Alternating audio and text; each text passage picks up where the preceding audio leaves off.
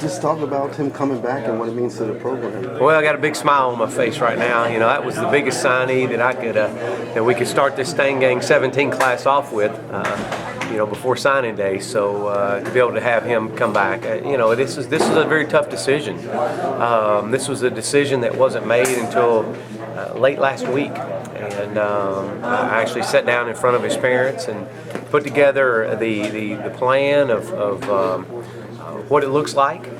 And obviously, we want what's best for our players. And if it was what was best for him and his family moving forward, then we would have been excited about that. But what was best for him is, and for his future, and again, we've been around some great wide receivers, so I know exactly what's at stake for him, is to come back and be the top pick in the NFL draft as a wide receiver, if that's what he chooses to do. We got a lot, like he said, we got a lot of things at stake, and we feel like this is going to be one of the best SMU football teams that we've had in many, many years. And for him to come back and to be a part of it probably weighed as much as anything on this. And sharing with him he's only played 2 years of college football, and that's had a lot to do with this. Mike Williams out of Clemson, played 3, and being a part of Mike and recruiting him and the potential of what Courtland has going into his 3rd year of college football is the sky's the limit. And so very excited about this. I think it's great for our program, and there's a lot of work to do now. He knows that, and I told him I want him coming back only if he's excited about this, what's ahead for us, and there's a lot of work. How do you balance in your own mind the advice you give? Obviously going pro would present him with some opportunities for him and his family, and then on the other hand, your team is better if he sticks around.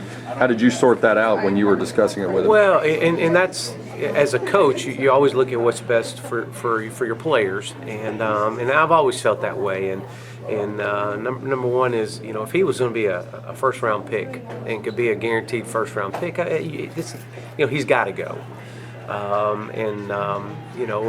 But at that point, you look at it and you say, well, all the experts came back and said, yeah, he's got a lot of potential, a lot of upside. He's only played 2 years of college football. We feel like that he needs another year. But he would be a mid to maybe a possible late second-round pick. Well, when you start looking and comparing, it benefits you more. You get to graduate, which nobody will ever take that away from you, and that's huge for this young man to graduate, and something he'll always have.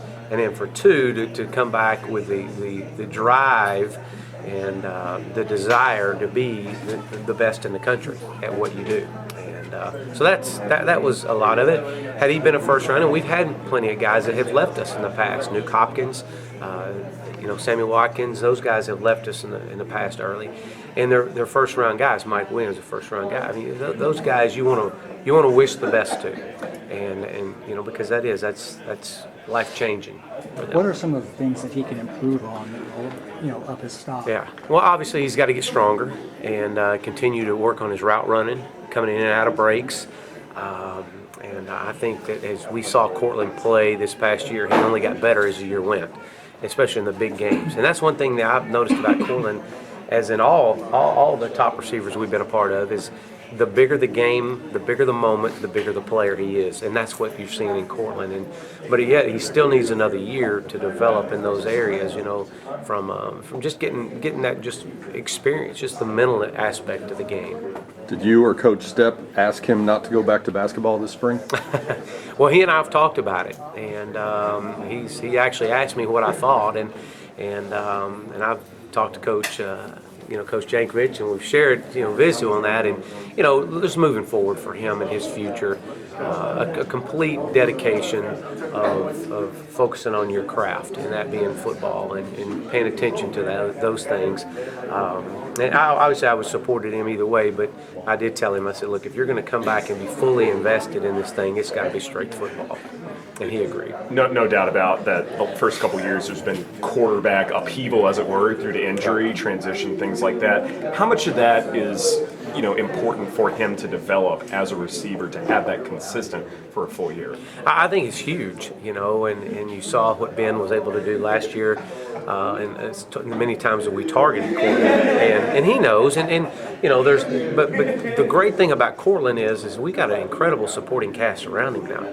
You got a freshman All-American in James Brochet that's coming back. You got Trey Quinn, which is a transfer from LSU that might be as good as anybody I've been around. He's coming back and will be a part of this thing. And to see him and knowing that he doesn't have to carry the load of everything is really going to open him up more.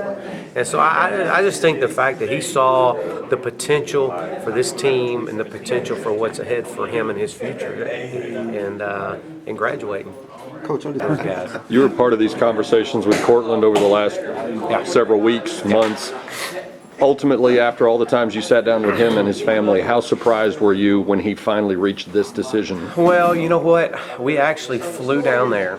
Coach Stepp and I flew down there last week because this was serious. And I wanted him, it was my job as this head coach to provide all the facts.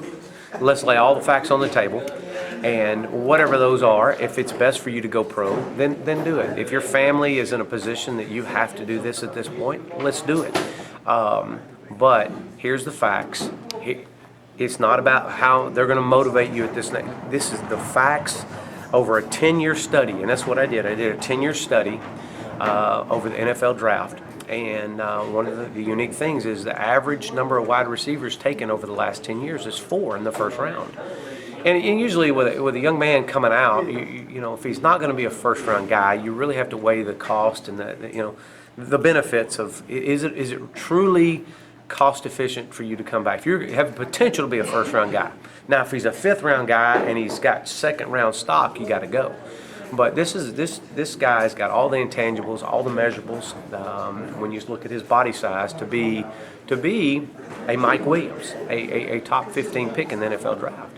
And so I laid all the facts out. The average number of receivers taken in the first round is 4. And so if you're not in the top 4, then is it really cost efficient for you to come back? And knowing that we've got everybody coming back off this team, and so you get a chance to be a part of something special, and you get to graduate.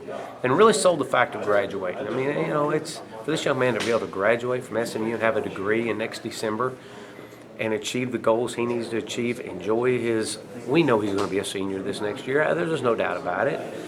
You know, I'm sure, you know, even though he still has another year left to play, you know, we're fully prepared for that. But you got 3 years of college experience, you get to graduate, and you have the potential to be a part of one of the best teams that we've had here in many, many years. When you went down there after you left his house, did you and Coach Stepp celebrate a little bit? Well, you know, I felt better. I was glad I went. I felt better, but yet was still a little unsure of whether or not what his decision was going to be. They were going to talk about it and obviously pray about it and figure out what was best. And but I felt like that I gave all the pertinent information that it would allow him and his family to make a great decision. And if their decision was to leave, then I was going to support that at that point. I wasn't going to talk them into coming back. I mean, you know, you give them the information. If I have to beg you to come back, then you're going to be miserable next year anyways. Well, this wasn't something. He was extremely excited about it, and I know he's excited to be with his teammates. Coach Morris, based on his decision to stay, what do you think this says about him as a player? Well, I think first of all, he cares about his football team and his teammates. It's always been about his teammates. I think it says so much about his maturity level, especially just being a young man as 2 years, you know, basically playing college football. And I just think it just shows him that, hey, there's things that I have to work on to get better. And he understands that. He understands he's got to get bigger. He's got to get stronger. He's got to work on his route running, his defensive recognition. And so that just shows me that he's willing to commit to what we're fixing to put him through, because it's going to be tough. He mentioned 1,600, actually there's 1,656 hours of training that they're fixing to go through. And they're going to do it 1 hour at a time. And so there's a lot of work at hand to get there. So to me, I thought that was really, really classy of him to think that. And again, and I come back to this, knowing he gets to have a degree from SMU, and he's earned it.